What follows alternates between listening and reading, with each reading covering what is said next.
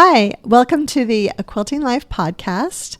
This episode is for Monday, August 17th, and we're actually taping it just a couple days early on Saturday the 15th. I'm Sherri McConnell. And I'm Chelsea Stratton.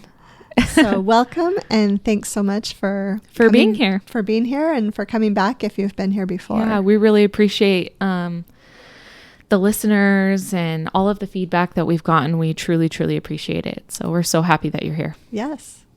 Okay, should we get started? We have a lot to talk about. We have so many. I know we say this every week. Yeah. But we have so many fun things to share with you guys today.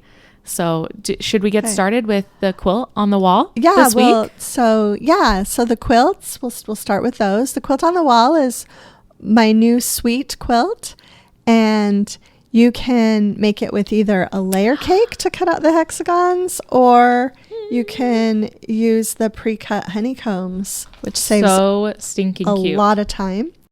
And on the table we have my Beach House row quilt. This is a fat eighth quilt.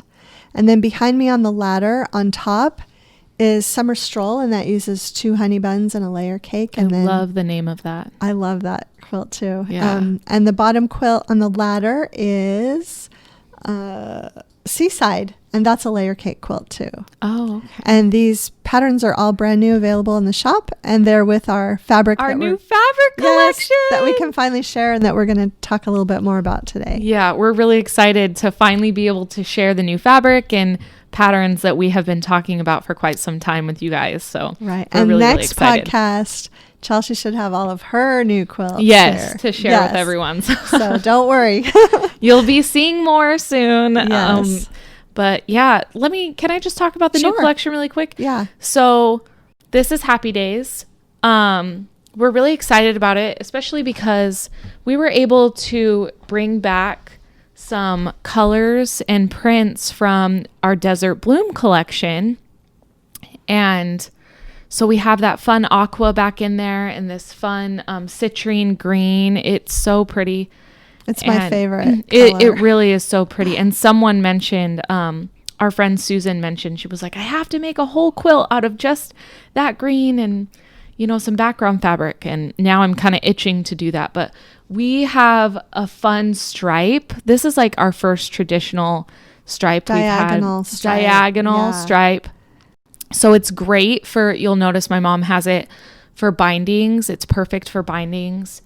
And we brought back our spring dots, which we love. It's just like a tiny little tossed dot, and lots of fun colors and prints and we just are so excited about this new collection and are having a lot of fun designing with it. So I just realized that's the new color. I used it for the backing on this quilt. And I love this floral in it. I think it's so pretty. I just love it. I want to make everything out of it right now. And I also want to note something Mom did on this quilt is she matched her binding to the backing. And I used to not do that because I'm like, I can't have the same color, but I love it.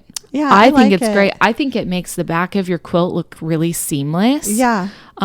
So it's, I think, a good option to think about. I just wanted to. Yeah, no, and it coordinated well. It picked up the leaves on the navy floral. So it just went perfectly with both. Yeah. The border and the backing. I love that when choosing a binding, like you don't necessarily have to do a different color. They can totally be the same color. So. Right. So you guys can tell I'm so excited about it. We've been waiting to share this for a while. So and we'll have it on the blog and on the Instagram. Yeah.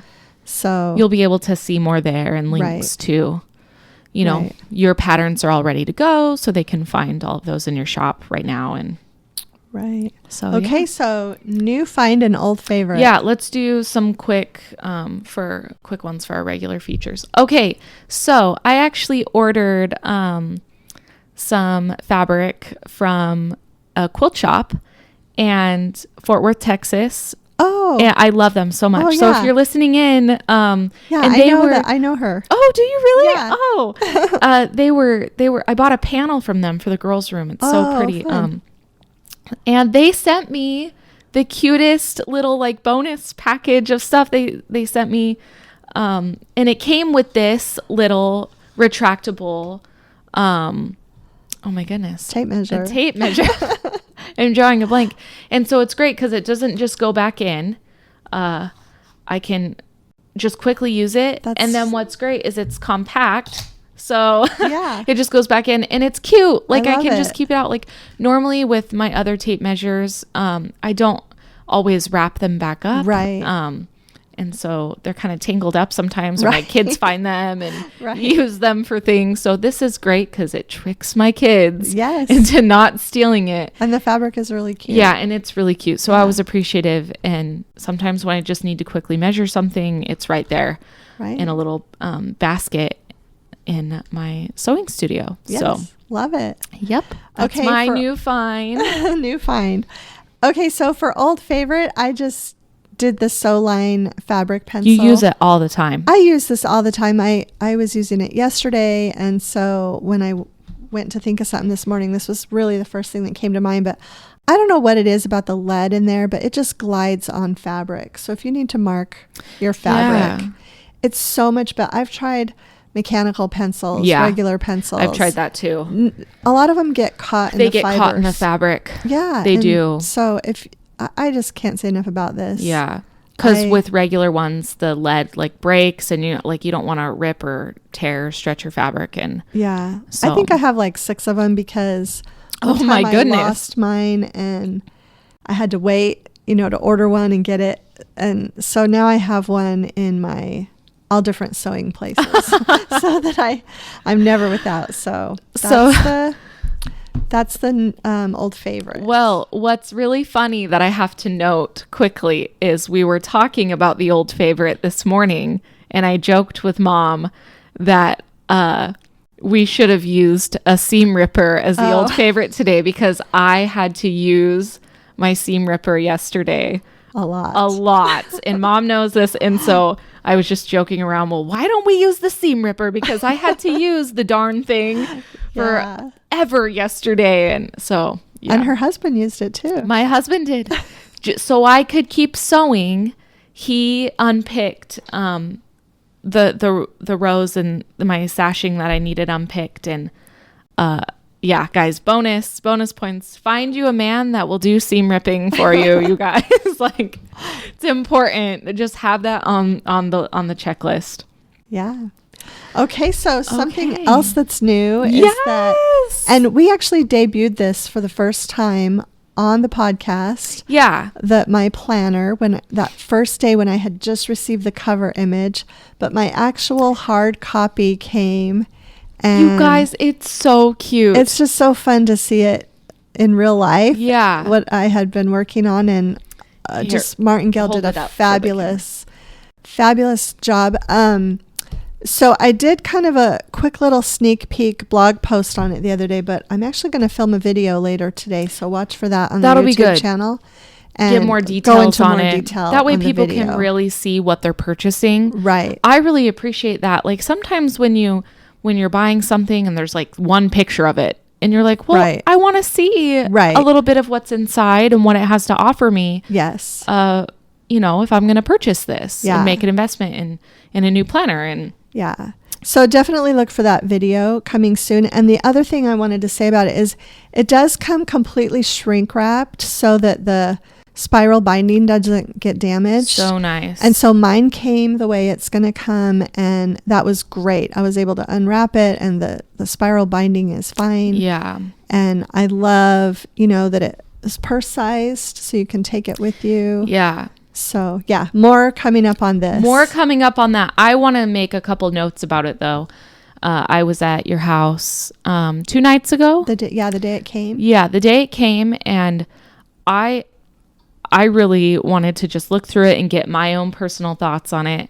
And that was one of the things I noticed is it fits in your purse. It's very compact, which is great. It's undated, so they can start it, whenever suits them. Lots of good stuff. Mom and I are both list makers. We're both check,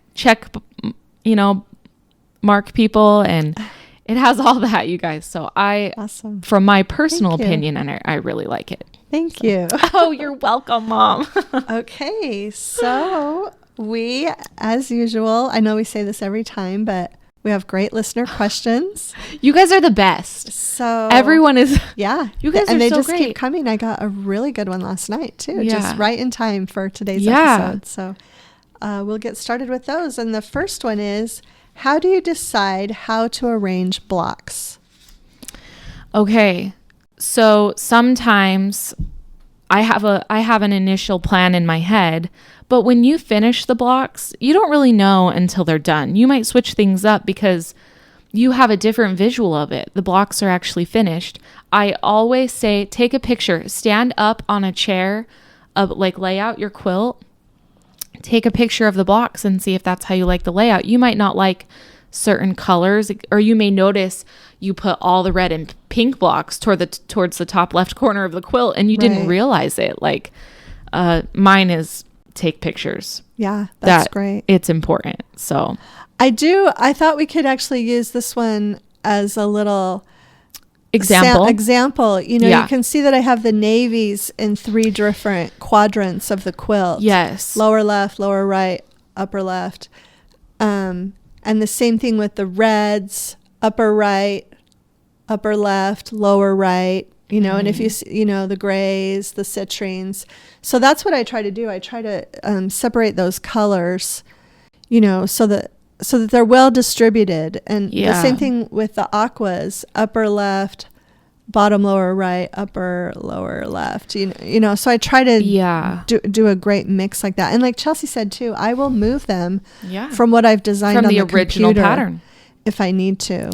I'm glad you noted the navy, because when you're looking so the navy is such a bold color. If you're working with a charcoal or a navy, those are the ones you want to work with separating first. Yes. I always do my darker colors first, because those lighter colors, they really brighten and soften a quilt. Right. Whereas, you know, the contrast is very different between those colors. Right. Even sometimes reds can be very, very bold. You want to make sure that you're separating those colors. And I used to worry about, I have to separate the designs too, but I feel like color is more important than separating like 2 prints that are the exact same. Doesn't matter so much, because if they're different colors. If they're different colors. Right. So I don't stress too much about that anymore. Yeah. I will move those if I notice that all of them are in one place. But another thing, I often forget to, Marion, who quilts the majority of my quilts. We love Marion. She will tell you that I always forget to mark the top and bottom, which is true. And so sometimes she can figure it out, but sometimes she'll call me. But now she knows. She's like, you always have a red block either in the upper left-hand corner or the lower right-hand corner. Oh, there you go. And it's true. And here it is, a red block in the lower right-hand corner. That is so funny that she caught on to that. Also, I love, this is kind of off subject, I love that you used the tone-on-tone sashing with a background, a low volume print. I just noticed that. It works really, really well. Yeah, I felt like it needed that tone-on-tone to differentiate. Yeah, to give it some space, to give it some. And also, just really quick before we move on. We're getting distracted. Since we're on this quilt, I made 2 more flowers last night. I'm going to make a Christmas version. So I'm going to make 8 red flowers, and then I'm going to make 8 green flowers, and then I think I'm going to do the... Are you going to do them all red or alternate? Green. Yeah. And the posts red, and maybe the borders red, and the binding green. Anyway, I got it all. Her brain is out. Always churning with new ideas. I'll come to the house and she'll be like, so what do you think of this? So what do you think about this? And I'm like, oh my goodness, Mom. I barely had breakfast this morning. And it's because these came yesterday, and I was I have to make something else now that I have ones that is such a great idea. So I'm doing a Christmas one. Perfect for a wall hanging, throw over the couch. And all the centers will be the citrine, but the green blocks, I'm going to pull greens from Balboa and Summer Sweet. You could even do this as a Christmas skirt too. Yeah. You could, right in the center. Yeah. Guys, it never stops. Okay. Next question. What size quilt do you make most often? Mini, lap, or bed sized? So I would say for the most part, I'm in between a lap size or a bed size. I find myself making smaller quilts right now. Whereas before I was always making large quilts. So I feel like I'm kind of in between. Most of my quilts will fit my girl's twin bed. So there's kind of that, but not like a full size or a queen size. I'm right in between. I kind of go kind of like you said in spurts where I'll make a whole bunch of bed size quilts and then a whole bunch of lap size. And, honestly, I just made a king size quilt this spring and I hadn't made one for a while. So, and I rotate all the king size quilts so that none of them get overused. Yeah. But I also just wanted to share a quick tip here. Really, it's a really good idea to just kind of walk through your house and just take a pad of paper, or if you get my planner, there's actually a space in there for that. Make a list of places in your house that you want to have a quilt so that you definitely know, and jot down, and there's room for that too, jot down the size of the quilt. If you want to make a table runner for a certain piece of furniture for your kitchen counter. And then when you're making your quilts, you can be more focused on what size more specific you need about right away. Yeah. Right. I love that idea. I think that's great. I kind of need to do that. Because I want to start doing a seasonal quilt for every bed in the house now. Right. I talked about this on my Instagram. There's quilts in every bedroom. Right. On every bed, but I want to do something a little more specific for fall. So. Oh, that'll be fun. Yeah. Okay, so next question. I don't know who wrote this question. I love you though, because I was able to relate to it. Yeah, this one came in through my email. Oh, okay. Okay. So it says, I am enjoying the podcast so very much. Thank you both for sharing your time and information. I am curious about how you determine how much time each day you will be working on a project. I know Chelsea has children at home. That can be a challenge. But for you, Sherri, how do you decide? I start working in my sewing room and I lose all track of time. Do you have a cutoff time? Does your family see it as your time? So there's a few questions in here. Yeah. So do you want to go first? Yeah. Let's go to the first one about how determining how much time each day you'll be working on a project. Well, I actually was just talking to my mom about this because I feel like my schedule has shifted. I used to sew primarily at nighttime when my kids were asleep, but right now with such busy schedules, my kids are older, so they're going to bed just a little bit later. I have felt like I need to work in the morning, and I know I've said before on the podcast, working until noon, and that has worked really well for me. Now I'm starting homeschooling soon, so, yeah, help me. But no, I told my mom, if I could wake up about an hour earlier than when I'm waking up from now, that's before school, and just set a routine. My kids are old enough now that it's very busy, but they know like, hey, mom's going to sew for like an hour, and they have stuff that they do after their chores are done and they've eaten.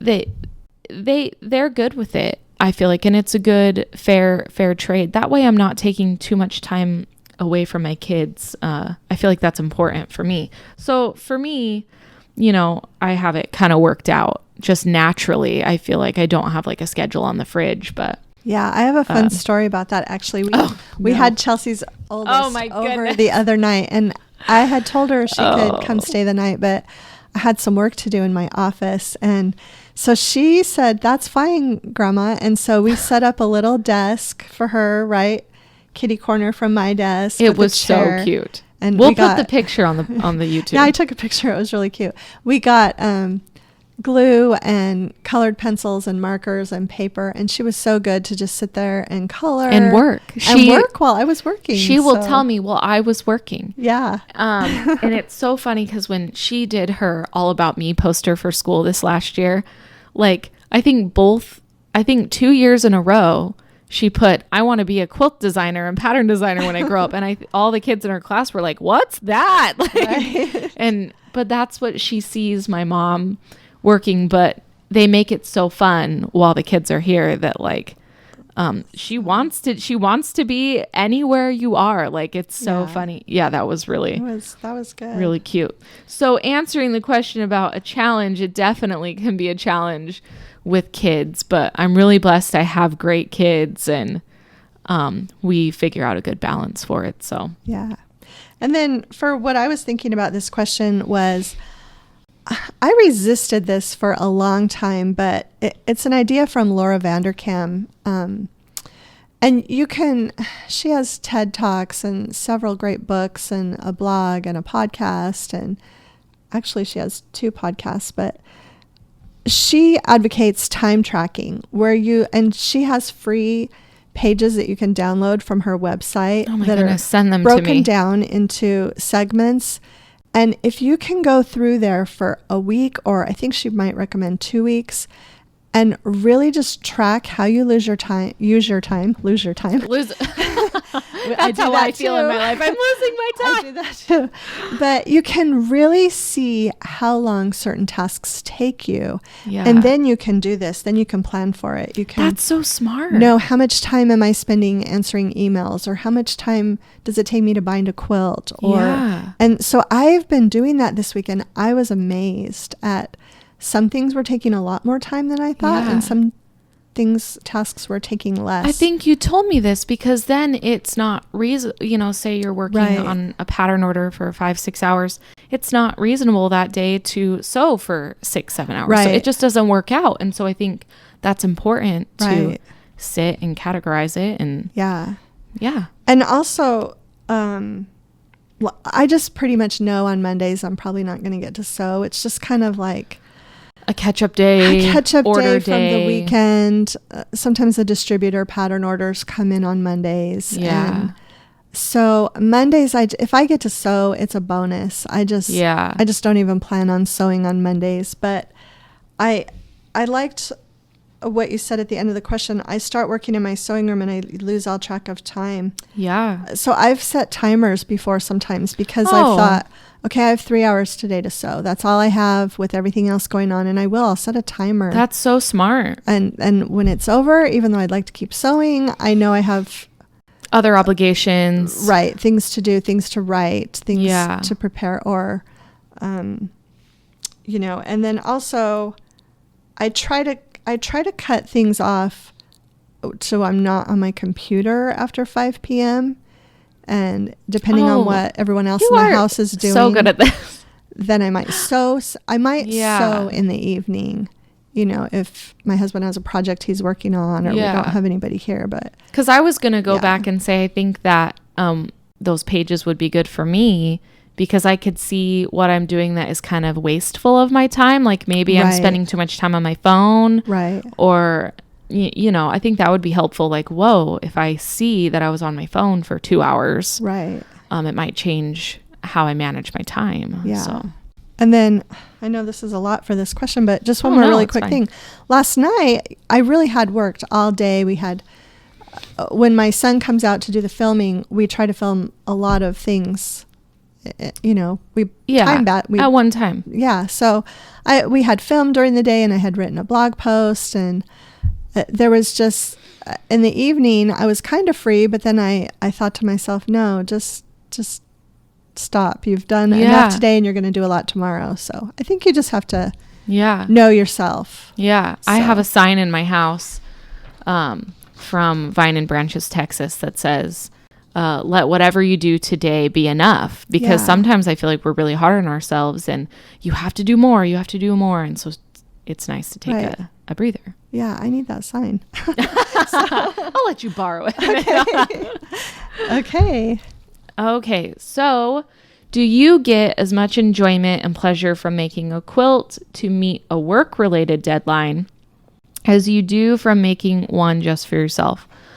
I'm going to start this off because I feel like there's 2 different ways this question could go. Obviously, if I'm making it just for myself, that is so enjoyable because I'm changing, my mindset is different. There's no set date. But also, our Happy Days quilts, they had a deadline, and I really enjoy sewing with our own fabric in our own quilt. So I don't know. It just varies. I mean, there's times where I'm like, oh, I have to get this done. And, but I mean, yeah, obviously something for just pure enjoyment is amazing. Like, you know, I think, when I was sewing for people, of course, I was only sewing for people who had fabric that I really liked. So, you know, I did sewing for Camille Ross Kelly and for Joanna Figueroa, and also a little bit for Lori Holt. And I really liked their fabrics. So even though it was kind of a job at that point, it was enjoyable because I liked the fabrics. So, but obviously, I think the secret to this is having projects that span a long period of time, 6 months, a year, 2 years, 3 years, you know, have those long-term projects that are just for fun, that mix in with things that have deadlines. I love that. Yeah, I love that. Because also you could be adding in new fabrics and new prints later on. Right. And so the project evolves. Yeah, it gets more and more exciting. It's not like something, it's not a chore. It's not something you have to do. I love that. But even though a lot of our new pattern, you know, we have deadlines. It's still enjoyable because we love the fabrics. Yeah, we love our fabric. And because we've designed the project. So obviously if we design it, we want to make it. And you're just like waiting for that fabric to get there. Right. I know our fabric has gotten there and I'm barely taking it out of the box, and I'll call Mom and she'll be like, I'm sewing right now. She's amazing. I'm like, how did you do that so fast? You cut out all your projects before you sew a thing, and I cut out one project and sew a project at a time. See, I would rather, I do that. I've had them all, you know, I had them all cut out. Right at the beginning, background fabric, everything. That way, when I go to the project, because I said this yesterday or a couple days ago, sometimes because I don't like to stop and iron every second, I will sometimes sew blocks for 2 different quilts at the same time, which I don't recommend actually, because they can get intermixed. But my brain is sometimes I can do it. And like, why not? You know, then I'm not stopping to iron 2 times. I really like to save time. I was like this when I was younger. I am going so off subject. I was an aide for the front office in 7th or 8th grade. And I was like crazy about organizing things and getting things done on time. And I think the office ladies were like, who is this girl? She's in 8th grade, and so I enjoy doing that, finding ways to save time. So great idea. Okay, so this next question, I'll read the whole thing. She said, I tend to prefer to buy fat quarter bundles, but I sometimes struggle to get enough low volume fabrics from the line I'm using. Is there a time difference between when the pre-cuts arrive versus yardage, or is it that some stores only carry the pre-cuts? Both of those things are true. It depends on where your fabric is coming from, which mill. Sometimes the pre-cuts arrive before, sometimes the yardage arrives before. And then also some stores, it's expensive to buy a whole collection of fabric. And so sometimes they will just get the pre-cuts and maybe a few bolts. So you might have to look in multiple places to get... That's what I was going to suggest. There are so many great shops if you're ordering online. I mean, I always say, you know, support your local quilt shop and see what they carry, because sometimes a different person's fabric line may have something that will go with yours. But if you're looking specifically by line, you might get pre-cuts from your local quilt shop, but then turn around and order yardage from an online shop, which can help. So, and I would also suggest, if you want something, just order it early. If you're available to pre-order it, a lot of shops do pre-orders. Order it early so that you make sure you get it. That would be because you just never know. Some things, when they're gone, they're gone. They're gone. Just like the navy dot print from Desert Bloom that we brought back in Happy Days. I tried finding it myself. Just a year later. I looked on eBay and Etsy. You can't find it. I couldn't find it anywhere. So I've been waiting for years to have more of that. That's so true. Let me see if we got pre-ordering is a great way to ensure that you have the fabrics that you need and yardage that you need. the other thing it says also, I believe you can order, if you have a favorite print, you can order a bolt. Just talk to your favorite shop and ask them to order one in for you.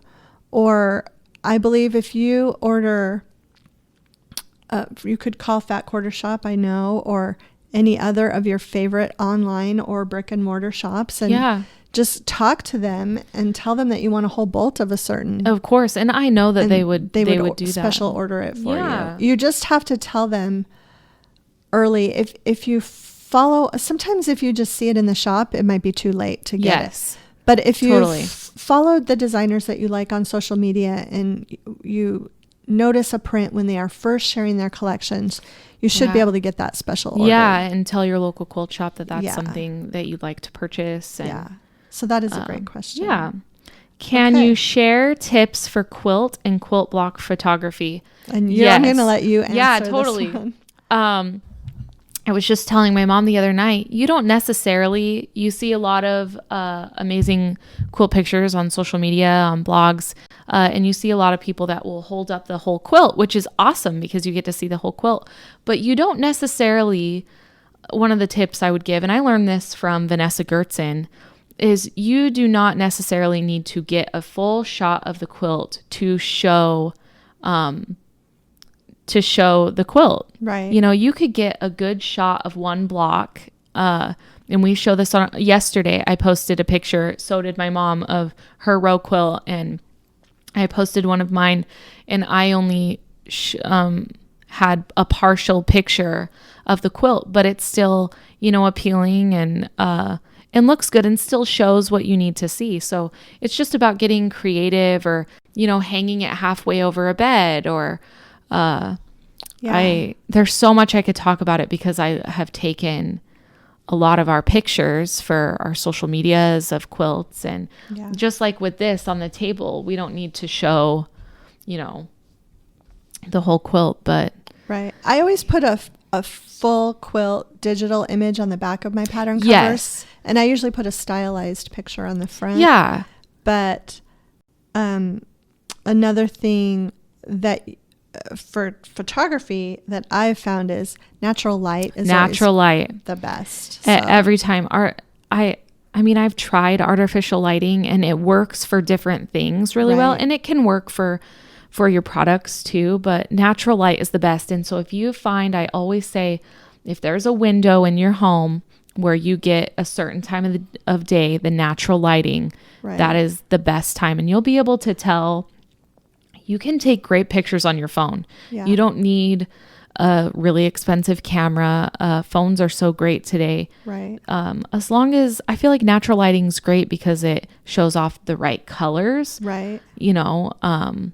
And so in the morning I take pictures in the one side of our house. Yes. And in the afternoon I have to go to the other side of the house. So that's what I do. So and it works. Yeah. Just anything light and bright for me is what I suggest. Especially if you're doing anything specific for your feed or your blog. Right. But you don't need to take a picture of the whole quilt. You can just do bits and pieces and stylize them. Yeah. Okay. So the next one she's wondering if she should pre-wash to shrink her batting, and you don't need to pre-wash your batting. You definitely don't need to do that. Pre-washing your fabrics is a choice. Yeah. But I don't know anyone that pre-washes batting. So there are battings that definitely shrink more than others. So you would want to do research on that. Yeah. And that's why you're cutting it specifically to fit so that you don't run into that issue, because it won't shrink like crazy. But I feel like, because we both use the warm and white, and I really like that. I've never it doesn't have a ton of shrinkage. It has just enough that when you do wash a quilt, it shrinks up just a touch, a little bit, but nothing crazy. Yeah. The next question says, do you have a process when trying to decide a quilting pattern for a quilt top? How do you choose a quilting pattern, the actual quilting? So I have a really short, quick answer for this that I'll give first, and then I'll let Chelsea expand, because when we were going over our notes this morning, I loved her answer. So basically what I do is I give it to my quilter and I say, do what you want to do. And sometimes she'll call me back, and sometimes she'll text me pictures of new fun designs that she's found. And sometimes I will pick one. Yes, number 2 is the best. Go with that. But a lot of times I just honestly turn it over to her. And with my custom quilting, I just trust Val with. She's incredible. She can just take it and go. I don't think I've ever told Val anything. I may have told her one tiny little thing, like, or if she shows me something when she has started, like when she showed me the little loopy flowers in these mini charm dashes, I texted her back, I love those. And then she repeated them throughout the quilt. But basically, I turn it over to my quilters. But Chelsea has a great idea. So I have a favorites list. And if there's a quilting design that you really, really love, write it down, take a picture of it, keep it, in a folder, and you can go back and do that same one. Because, and Marion will tell you this, I will do Baptist fans all day long. Like, I just love how it looks. And so that's a go-to one. But she's done newer designs that I'm like, oh, I'm going to take note of that. And I'm going to use it for a future quilt because I love it so much and how it shows off the quilt. So keep a favorites list, guys. If there's one that you really like, and quilters are always going to have great suggestions. They know. They've been doing it for, probably they've quilted a lot of quilts, and they're going to know what is appealing. But if you have a favorite, write it down so that you don't forget it or take a picture of it. Yeah, I love that idea. Thank you. That's a great idea. So, okay, we have a final question, and I really wanted to get this one because it came in actually a little bit ago. So she's asking, can you give a beginner tips about the quilting process once a quilt is pieced? How do you learn to machine quilt, and how do you advance from straight line to free motion? So basically, I only quilt things on my own that are small. I think the biggest thing I've ever quilted on my own is a baby quilt. And I did, straight line quilting is a great way to start.